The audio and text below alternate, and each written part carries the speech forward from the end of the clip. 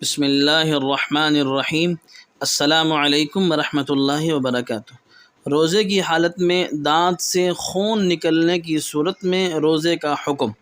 اگر روزے کی حالت میں دانت سے خون نکلا لیکن حلق سے نیچے نہیں اترا تو روزہ نہیں ٹوٹے گا، لیکن اگر دانتوں سے خون نکل کر تھوک کے ساتھ مل کر حلق سے نیچے اتر گیا تو دیکھا جائے گا کہ خون زیادہ ہے یا تھوک زیادہ ہے، خون غالب ہے یا نہیں۔ اگر خون غالب ہو یعنی خون کا ذائقہ محسوس ہو یا خون کی مقدار تھوک کی مقدار سے زیادہ یا اس کے برابر ہو تو روزہ ٹوٹ جائے گا اور اس روزے کی قضا لازم ہوگی، کفارہ نہیں۔ اور اگر خون غالب نہ ہو بلکہ تھوک غالب ہو، اس طور پر کہ نہ تو خون کا ذائقہ محسوس ہو اور خون کی مقدار تھوک کی مقدار سے کم ہو، تو اس صورت میں روزہ نہیں ٹوٹے گا۔